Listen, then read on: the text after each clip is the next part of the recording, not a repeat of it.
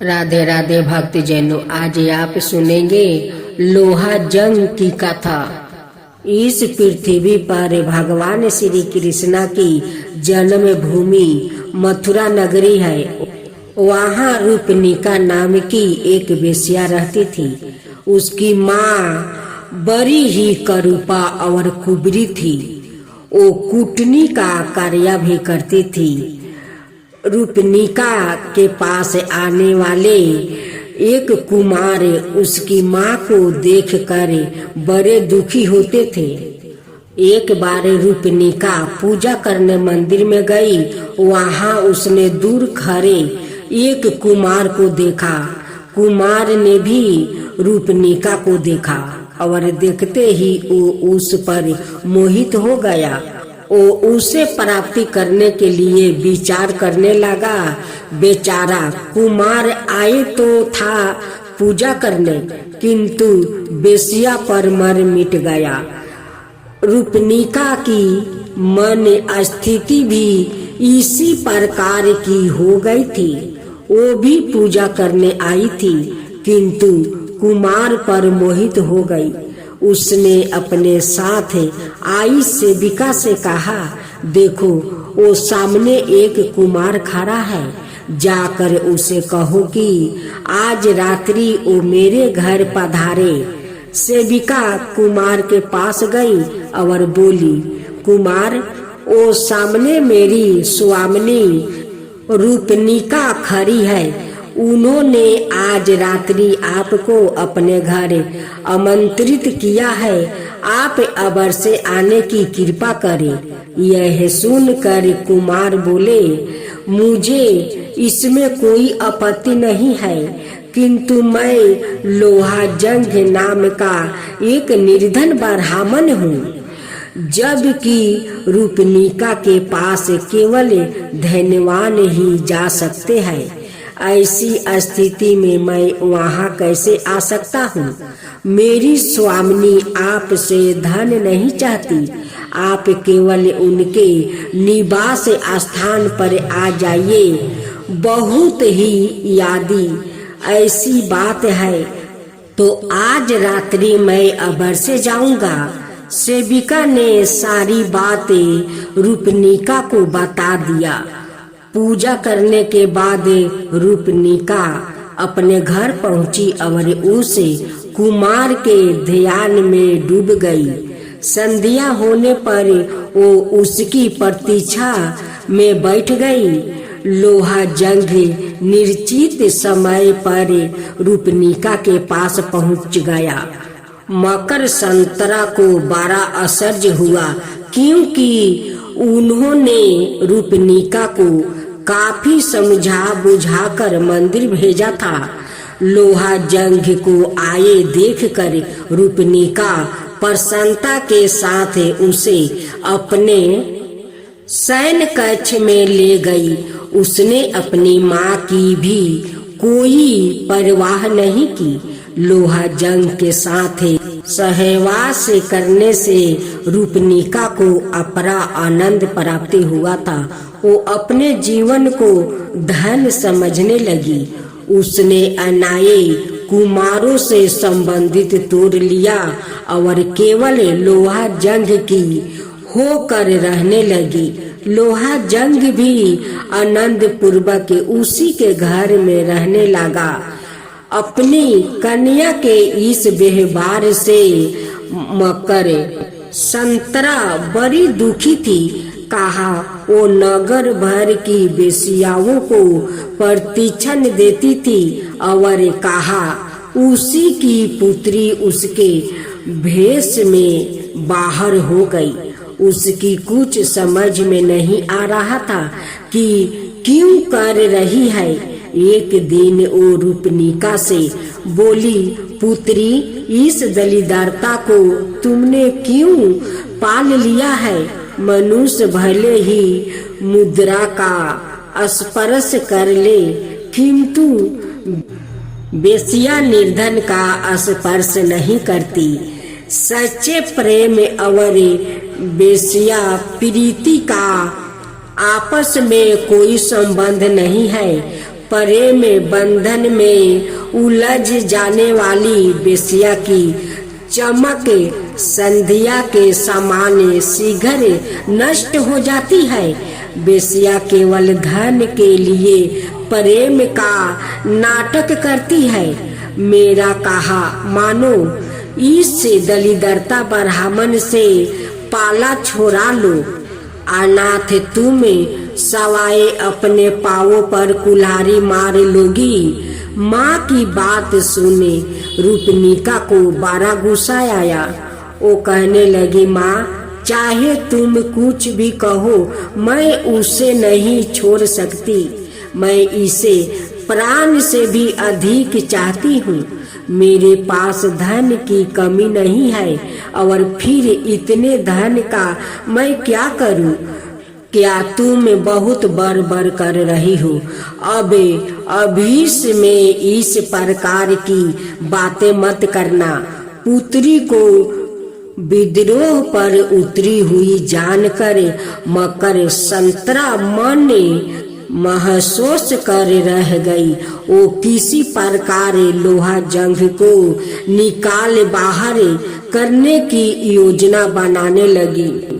कुछ दिन बाद मकर संतरा ने कुछ शस्त्रों सैनिकों के साथ जाते हुए एक राजकुमार को देखा। उसके पास जाकर वो बोली, राजकुमार, मेरे घर पर एक निर्धन का मुख्य ब्राह्मण ने अधिकार कर लिया है। मैं आपसे प्रार्थना करती हूँ कि आप उसे किसी भी प्रकार निकाल बाहर करें। इसके बदले में आप मेरी पुत्रा के साथ आनंद पूर्वक विहार कर सकते हैं। प्रजा की रक्षा करना अपना कर्तव्य समझे। राजकुमार ने उसकी बात स्वीकार कर लिया। वो रूपनिका के घर गया।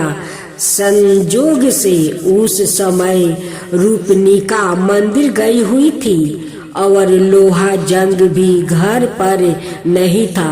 कुछ ही समय बाद जब वो लौटा तो राजकुमार के सैनिक उसे पीटने लगा। वो वहां से भागने लगा तो सैनिकों ने उसे नाले में गिरा दिया। जान बचा कर किसी तरह वो वहां से भाग खड़ा हुआ। लौटने पर रूपनिका ने घर की दशा देखी और जब उसे सब कुछ गाता हुआ तो वो बहुत दुखी हुई। फिर राजकुमार को भी लगा कि उसने जो कुछ किया वो उचित नहीं था। तब उसने रूपनिका के भोग का विचार छोड़ दिया और वहां से निकल पड़ा। लोहा जंग समझ गया कि यह सब मकर संतरा की करतूत है। उसे उस पर भारी क्रोध आ रहा था, किंतु वो बेबस था। इसलिए वो किसी तीर्थ में जाकर आत्मघात करने का विचार करने लगा। तपती दोपहरिया में वो आगे बढ़ रहा था। मकर संतरा के व्यवहार से दुखी तो वो था ही, ऊपर से भयंकर गर्मी में चलना भी कठिन हो गया। तब इधर उधर छाया की खोज करने लगा, जिसका वहाँ नाम भी ना था। तभी उसे एक मरे हाथी की खाल दिखाई दी, जिसका मांस गिद्धरों ने खा लिया था, किंतु चमड़े को वो नहीं खा पाए थे। उस खाल के पास जाकर लोहा जंग उसके अंदर देखने लगा। उसमें मांस या रक्त का नाम भी नहीं था। वो उसके अंदर जाकर बैठकर आराम करने लगा। छाया मिलते ही गर्मी में थके हारे लोहा जंग को तत्काल नींद आ गई। लोहा जंग को कुछ भी सुधि नहीं थी।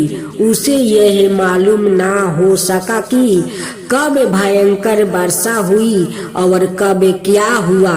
वर्षा में नदियों से बहता हुआ वो उसी खाल के साथ समुंदर में जा पहुंचा। समुंदर में वो खाल के साथ ऊपर नीचे हो रहा था तो एक गरुड़ ने उसे देख लिया। उसे मांस का पीड़ी समझ कर गरुड़ झपट कर उसे एक तंबू पर ले गया। वहां उसने हाथी की खाल को उधेड़ डाला, किंतु उसमें मांस का तो नाम भी नहीं था, अपितु अंदर एक जीवित मनुष्य बैठा था। तब उसे वही छोड़कर गरुड़ उड़ गया। नींद खुलने पर खाल में बने छेदों से लोहा जंग ने बाहर देखा तो उसकी कुछ भी समझ में नहीं आया। उसे यह सब सपना के समान लग रहा था। सहसा उसकी दृष्टि समुन्दर तट पर खड़े दो राक्षसों पर परी, जो भयभीत होकर उसे देख रहा था। उन भयंकर राक्षसों को देखकर लोहा जंग भी डर गया। भगवान राम के लंका पर आक्रमण और हनुमान के लंका दहन की घटनाओं से वो राक्षस परिचित ही थे।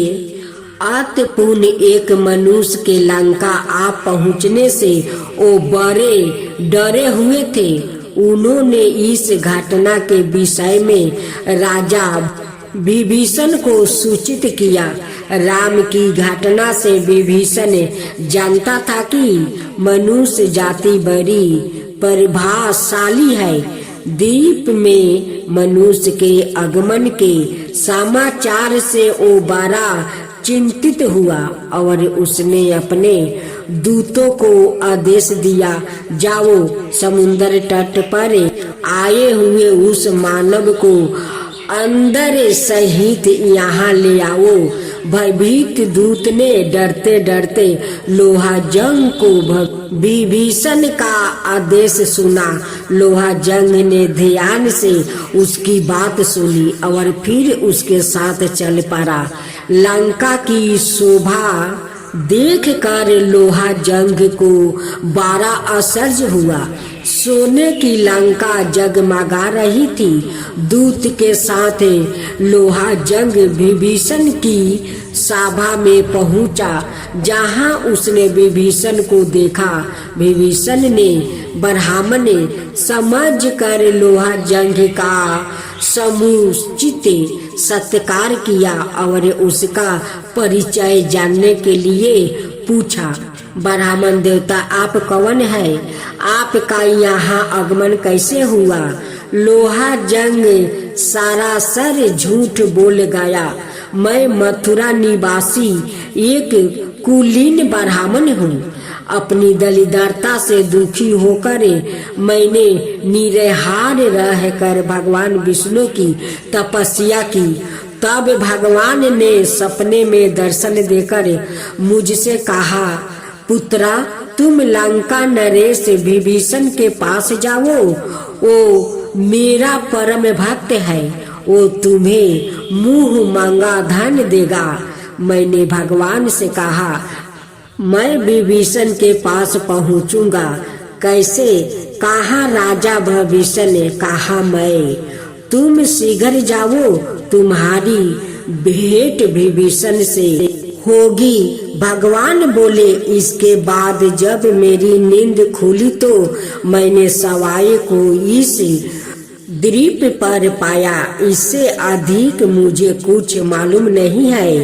विभीषण समझता था कि कोई साधारण व्यक्ति वहां नहीं पहुंच सकता, अतः उसने लोहा जंग को कोई महान ब्राह्मण समझ कर उसकी बातों पर विश्वास कर लिया।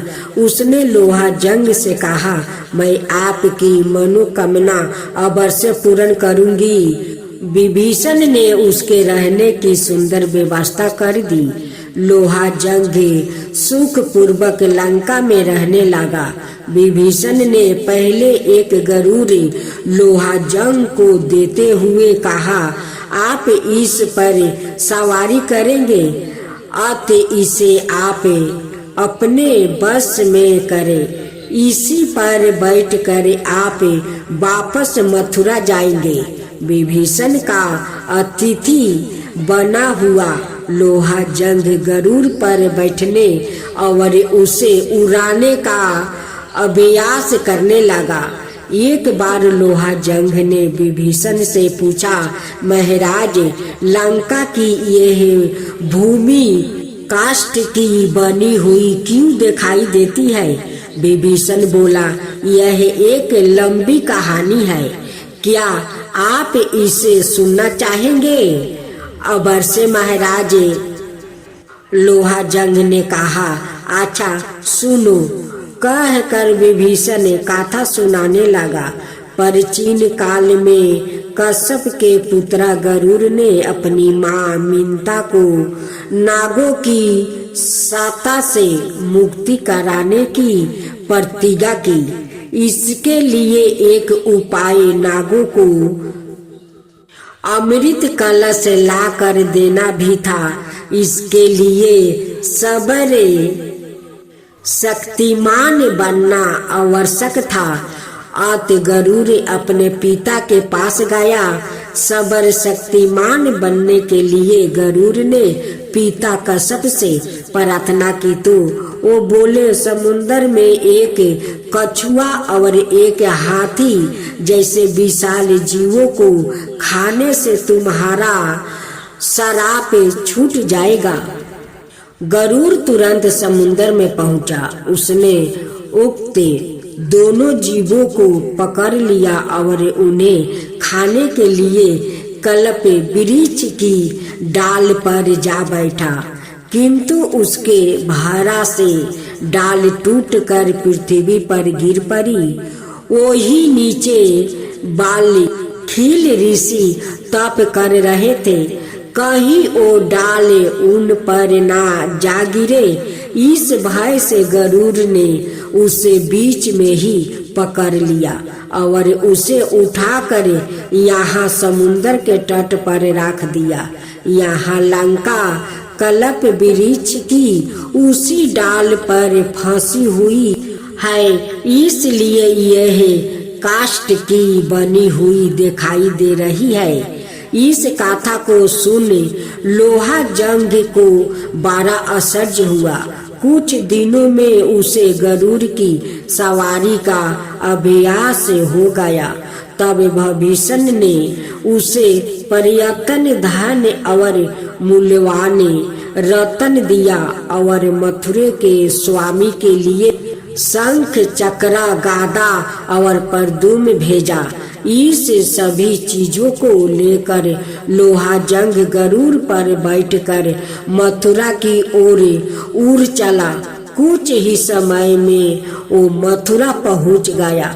मथुरा में लोहा जंग ने गरुड़ को एक बोध विहर में उतार दिया। विभीषण से मिले धन को पृथ्वी में गाड़ दिया और गरुड़ को एक खूंटे से बांध दिया। इसके बाद एक रतन को उसने बाजार में बेच दिया और अपनी सैनिक आवश्यकता की वस्तु और श्रृंगार सामग्री खरीद ली।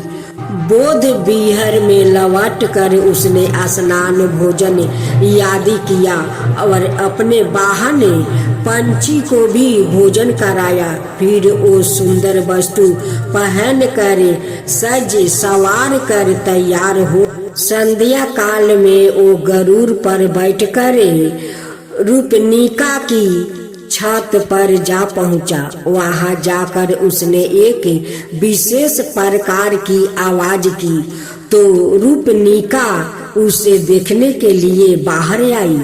उस समय लोहा जंग शंख चक्र आदि भेष भगवान विष्णु के भेष में था। उसे देखने पर रूपनिका ने उसे भगवान विष्णु ही समझा। लोहा जंग ने उसे अपना वास्तविक परिचय नहीं दिया और बोला, मैं भगवान विष्णु तुमसे मिलने आया हूँ। रूपनिका उसे प्रणाम करते हुए बोली, भगवान आपने बड़ी कृपा की, आइए विराजिए।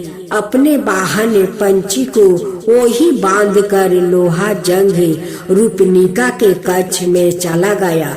कुछ समय उसके साथ बिताने के बाद लोहा जंग गरुड़ पर बैठकर अपने निवास स्थान पर चला गया। इसके बाद रूपनिका को बड़ा हर्ष होने लगा। उसे अपने भाग्य पर बड़ा गर्व हुआ कि वो भगवान की प्रेमिका बन गई है। वो समझने लगी कि साक्षात विष्णु की प्रेमिका बन जाने से वो सवाए भी देवी बन गई है और अब उसे मनुष्यों से बात भी नहीं करनी चाहती।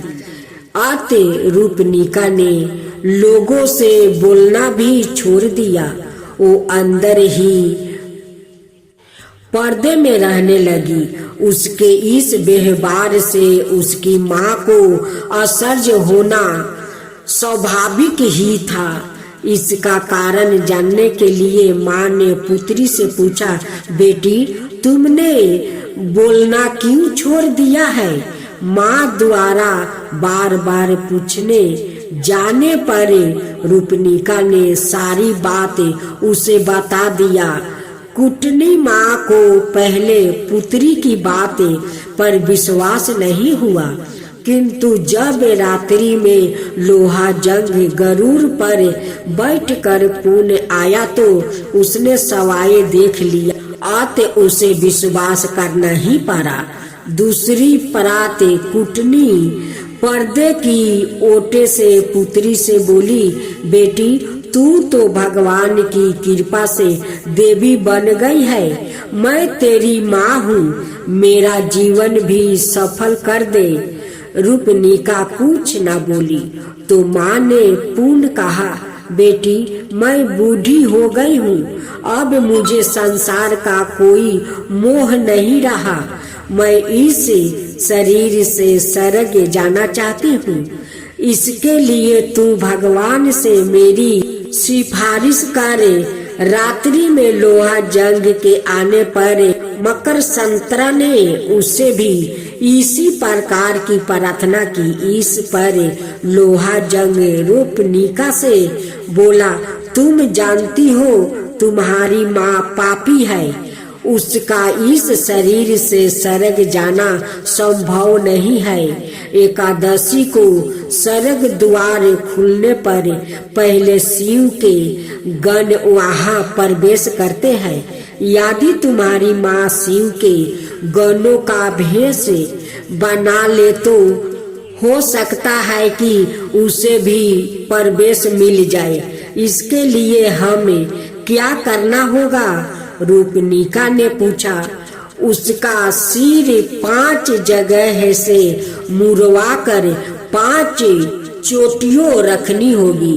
गले में हड्डियों की माला पहननी होगी और आधे शरीर में काजल और आधे में सिंदूर पोतना होगा, तभी उसे शिव गणों में मिलाया जा सकेगा। उसके ऐसे करने पर ही मैं कुछ कर सकता हूँ। यह सब बताने के बाद लोहा जंग ने रूपनिका के साथ विहार किया, फिर लौट गया। रूपनिका ने यह उपाय अपनी माँ को बताया तो वो ऐसा करने के लिए सहमत हो गई। एकादशी के दिन उसने नई बुलवाई और लोहा जंग के बताया अनुसार सिर मुड़वा कर तैयार हो गई और रात्रि होने की प्रतीक्षा करने लगी। अथा समय लोहा जंग वहां आया, उसने रूपनिका के साथ रमन किया। इसके बाद जब वो जाने लगा तो रूपनिका ने अपनी माँ को उसके साथ भेज दिया। कुटनी को गरुड़ पर बैठ कर लोहा जंग उड़ चला। मार्ग में एक मंदिर के पास चक्कर के चीने वाले पत्थरों के कुछ खम्भों को देखा तो कुटनी को एक खम्भे पर बैठा दिया और उससे कहा, मैं शिव के गणों के पास जाता हूँ और तुम्हें स्वर्ग में प्रवेश दिलाने का प्रयत्न करता हूँ। तब तक तुम मेरी यहाँ प्रतीक्षा करो। बुढ़िया कुटनी को वहाँ बैठा कर लोहा जंग उड़ गया। आगे एक मंदिर में रात्रि जागरण हो रहा था। लोग कीर्तन कर रहे थे। लोहा जंग आकाश से ही उसने बोला, भक्तों, आज तुम पर महाविनायक महामारी गिरने की संभव है। उससे बचने का केवल एक ही उपाय है कि सब मिलकर भगवान का भजन करो। इसके बाद वो पुण्य आगे बढ़ गया। आकाशवाणी सुनकर भक्त जनों जोर जोर से कीर्तन करने लगा। इसके बाद लोहा जंग अपने निवास स्थान पर गया। अपने वाहन को एक खूंटे से बांधकर उसने अपना भगवान का भेष उतार दिया और इसके बाद वो सवाए भी कीर्तन करने वालों में जा मिला। खम्भे पर बैठी हुई कुटनी थक गई थी। वो मन ही मन विचार करने लगी कि आखिर भगवान क्यों नहीं आए। थकने से वो कभी भी नीचे गिर सकती थी। अत वो चिल्लाने लगी, अरे अरे, मैं गिर रहा हूँ, मुझे बचाओ। कीर्तन करते लोग ने उसका चिल्लाना सुना तो उसे महाविनायक महामारी समझा।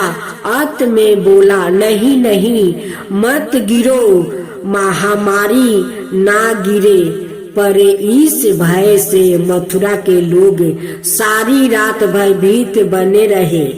परात काल राजा और प्रजा सभी ने उस खम्भे पर कुटनी को बैठा पाया तो उन्होंने बड़ा आश्चर्य हुआ। उसे पहचान कर लोगों अपनी हंसी रोक ना पाए। इस सूचना के मिलने पर रूपनिका भी वहां आई। अपनी माँ को इस स्थिति में देखा और आश्चर्य में डूब गई। किसी प्रकार कुटनी को खम्भे से नीचे उतारा गया। पूछने पर उसने अपने साथ बीती सारी घटना लोगों को कह सुनाई। लोगों ने इसे सिद्ध पुरुष द्वारा किया गया एक मजाक समझा। सभी कहने लगे, इस कुटनी ने कई कुमारों को ठगाया है। चलो आज कोई इस ठगाने वाला भी मिल गया। निश्चय ही वो कोई पहचान हुआ व्याकृत होगा।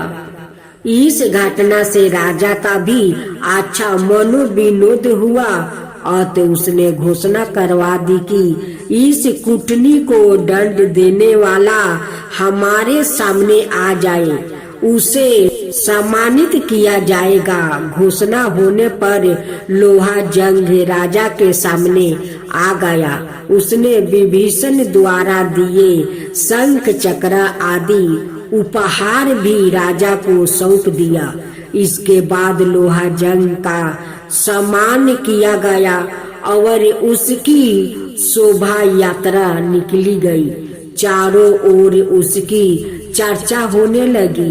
राजा ने रूपनिका को विशेष प्रीति से मुक्त कर दिया। लोहा जंग ने कुटनी से अपने अपमान का बदला ले लिया और फिर वो सुखी और समृद्धि जीवन बिताने लगा।